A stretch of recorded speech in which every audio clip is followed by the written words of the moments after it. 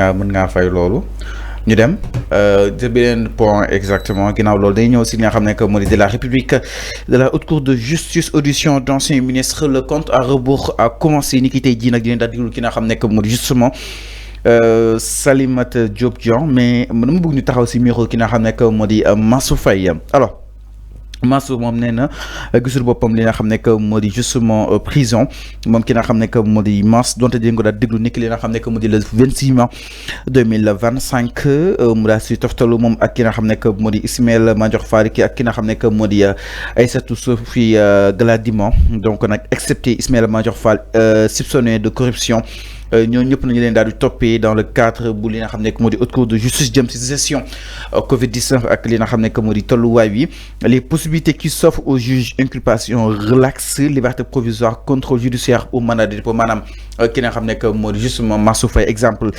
su ko daal dégloo wala ni nga ko wala mën a inculpé wala ñu daal di koy relaxé wala ko mu daal di koy def sous mandat de dépôt mu nekk aussi placé sous mu am liberté li nga xam ne que moo di provisoire wala kon contrôle judiciaire mu nekk un signal fort boo xam ni itam yëkkati nañ ko jëm ñu daal di bañ a amal impunité jëm ci gestion réew mi ce qui constitue une étape décisive dans une dynamique de transparence dans la gestion des finances publiques alors Alphonse parlons justement de la réduction des comptes am na ñoo xam ne peut-être ñi génn que ni Cour des comptes wala kon li nga xam ne que moo di le pourquoi haute cour de justice amul double degré de juridiction entre autres mais il y a des possibilités aussi qui s'offrent mais suñuy xool avant comment le comprendre que ni cour d'appel dafay daal di siéger cour suprême aussi dafay daal di siéger donc pourquoi mënuñoo déposer li nga xam ne que moo di recours si toutefois ati ñu lay atte d'accord si waaye itam demuñu ak seen convenance double degré de juridiction bi ngay wax nii yow sax tu as répondu la question. Je crois que xamoo ni que répondre nga question bi. moo tax ma ne naka nga mën a comprendre ñi jàpp ni que ni mënuñoo déposer. voilà c'est que cour d'appel mi ngi fa cour suprême mi ngi voilà jeexal na wax bi. jeexal na wax bi moo tax ma ne la tu as répondu à sa question à cette question de la double degré de juridiction. Parce que quand tu as le président de la cour d'appel de Dakar qui siège au niveau de la commission d'instruction. Et quand il y a le président de la Cour suprême qui siège au niveau donc de la haute cour de justice, moi jeexal nga réponse bi, tu as répondu à la question. Maintenant, selon les textes, sans modification, texte yi ñoo ne mënul am degré boobu double degré de juridiction parce que texte yi lii lañ wax ni que le président de la cour d'appel day ñëw siéger avec des magistrats au niveau de la commission d'instruction te commission d'instruction boobu moom moo convoqué tey ces ministres là pour mu déglu leen pour les entendre loolu mooy am commencer les interrogations tey lañ leen convoqué alors bu ñu leen convoqué ba pare bu ñuy ñëw dañu leen inculper selon la résolution de la mise en accusation qui a été votée par les députés. Bu ñu ko joxee toutefois le président de la cour d'appel et la commission d'instruction Mansour Faye bu ñëwee ou bien bépp ministre bu fa ñëw dañ lay inculper d'abord dañuy jël loolu jël ko teg la ko sous forme d'inculpation ñu ne la lii lañ la toppee les infractions yi nga def ak lii lañ lay toppee. léegi ñu déglu la nga défendre sa bopp. alors ñoom ñooy apprécier selon les informations que tu as fournies. Et aussi selon leur appréciation en tant que juge en tant que magistrat bu fekkee doy na leen ni que yow amoo argument luñ lay toppee effectivement ñoom ci interrogation bi gis nañu que yow yaa def ñoom dañuy def un soit transmis un déféré au niveau de la haute cour de justice mu juger la bu fekkee gis nañu que yow information yi nga joxe ak preuve yi nga fournir yëpp donc inculpation yi ñu la inculper les députés là donc loolu amul. dañuy classer dossier bi sans suite mooy maanaam sa dossier du egg ci haute cour de justice comme jurisprudence Idrissa Seck ci les chantiers de caisse loolu moo amoon. Donc double degré de juridiction bu ñuy wax tant que modifié wuñu les textes loolu moo fa am ñoom ñiy plaider tey dinaa na pourquoi double degré de juridiction boobu amul ñoom nekkoon nañu fii ay garde des sceaux nañu waxante dëgg fàtte xaju fi que ça soit Aïssata Tall Sall nekkoon na fi ministre de la justice, elle n'avait pas pensé à modifier les textes de la haute cour de justice. Ismaïla Madior Fall nekkoon na fi garde des sceaux, il n'avait pas pensé à modifier les textes qui régissent vraiment cette haute cour de justice.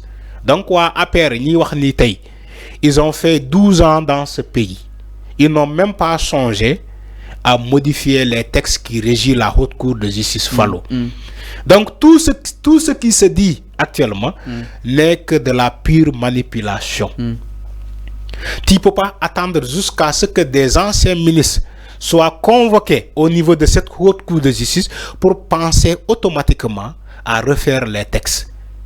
Parce que yo, tu avais tellement largement le temps de refaire ces textes-là. Quand même, ils ont fait 12 ans dans ce pays. Ils n'ont jamais pensé à modifier les textes. C'est maintenant qu'ils nous tympanisent. Il y a besoin justement des changements, des réformes. Oui. Parce que depuis 2004 bataille amna tolluwaayu réew mi fu mu yegg waaye tam am na ay évolution am na ay mutation sûrement donc doo war a xoolaat li nga xam ne que moo di texte yi laa leen ko bañal Fallou je suis d'accord quand un Bougane haute cour ñaari nit leen fa àtte ñaari nit kase coow lii mu ngi koy soog a am te donte président bu ñëw da nga koy indi donc coow lii mu am Arfan est-ce que mën nga ma citer ñaari nit yi ñuy àtte foofu acca ñan ak loolaa yaa ma ne ñaari nit la noo fi man maay laaj Arfan fii maay laaj waaw yàlla baax na alors donc ok pour ne la que Fallou la haute cour de justice commencé wul sous l'ère Diomaye. Tu es d'accord avec moi? Si tu es d'accord, on avance. Ku ñëw installé nga ko loolu laa la wax. La haute cour de justice commencé wul sous l'ère Diomaye ou bien sous l'ère Sonko. Déedéet. La haute cour de justice était là bien avant que ça. ñaata président ñoo succédé wu balaa Diomaye. Macky Sall ay ñoñam ñi wax ni tey ci haute cour de justice ils ont été là de 2012 en 2024. mais ampleur bi musu koo am. Non si. Il fallait penser. Il fallait penser. Il fallait y penser. S'il y a des textes obsolètes, des textes anciens, il faut penser à les modifier. Man lu laa wax. Il faut pas que nga attendre jusqu'à ce que la machine mu emballé wu pour ngay wax ci ay réformes. Parce que ñi wax ni ci réformer les textes de la haute cour de justice. Parce que ils ont vu que la machine a déjà emballé dafa emballé wu déjà te ñoom seen ay ñooñ ñoom la ñuy épingler ñoom la ñu war a yóbbu ci haute cour de justice boobu moo tax ñuy prononcé wu ñoom Aïssata Tall Sall ñoom Mansour Faye ñoom kii parce que xam nañu que ces ministres là ci ñoom la ñu bokk ci APR la ñuy bokk ci Benno Bokk Yaakaar la ñu bokk moo tax ñu penser automatiquement à refaire ces textes là ñoom normalement buñ leen waxee wax leen lan la ñuy wax Aïssata Tall Sall buñ ko waxee tey waxal looy wax parce que yow mii di plaider tey pour ñu modifier les textes de la haute cour de justice yow nekkoo nga fii en tant que garde des sceaux nga am majorité à l'Assemblée nationale mais lan nga def tu as préféré défendre une loi d'amnistie parce que da nga jàpp ni loi boobu mooy protéger defkat ñaawte fii bokk waa Benno Bokk Yaakaar ci Benno Bokk Yaakaar moo tax elle a préféré défendre cette loi d'amnistie que de penser à modifier la haute cour de justice.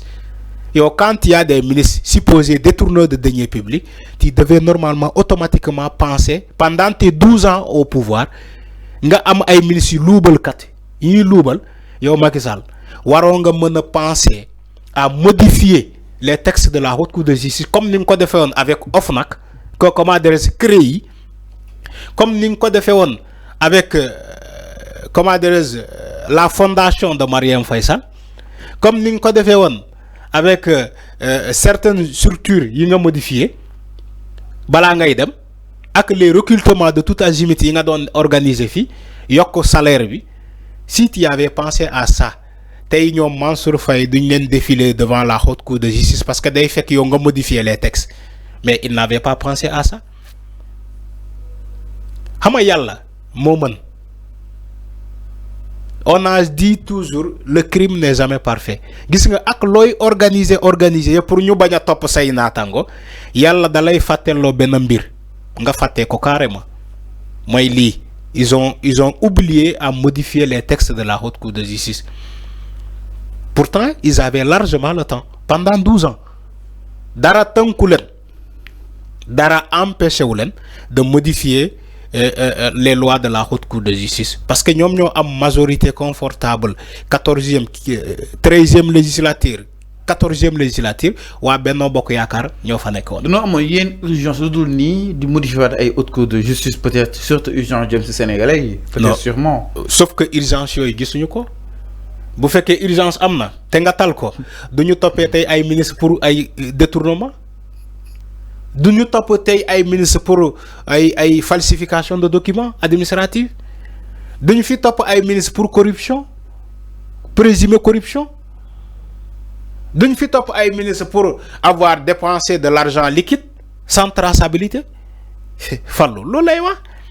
Voilà les questions majeures. Maintenant, quelles sont les urgences du régime de Macky Sall? Lan moo nekkoon urgence yi. Lan moo nekkoon urgence yi.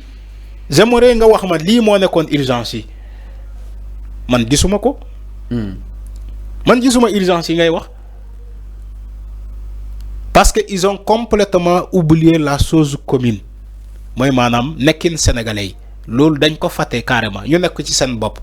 Les ministres là ci seen bopp la ñu nekkoon les ministres de Macky Sall la ci seen bopp la ñu nekkoon dañoo fàtte sénégalais yi loolu mooy wax ji en fait nañ ko waxte dee dañoo fàtte sénégalais yi nekk ci seen bopp moo tax ñu leen di topp ñiy défiler nii devant la Haute Cour de justice parce que ñoom dañoo jàpp ni loolu seen nguur du mës a jeex gis nga man ni ma d'accordé pour nous criminaliser l'homosexualité au Sénégal nous la d'accord ça est dans mes projets damay bind une proposition de loi à l'Assemblée nationale pour criminaliser le détournement de deniers publics comme ñom Abdou Karim Gueye ñom homosexualité bi la ñu donte baxna man damay proposer pour nous criminaliser le détournement de deniers publics. Parce que n'est député. Alors, non, déedéet, man dama koy soumettre, man xamna loi de. Duma def comme Abdou Karim Gueye, dem feug bureau président Assemblée nationale. Dama koy jox un député. Man dama koy jox un député mu porter ce combat là. Alors, c'est clair. Mi non par rapport à li nga xamné que modi justement Mirmi. Alors, ndaaj ñew ci benen ponk sans plus tarder ginaaw lolu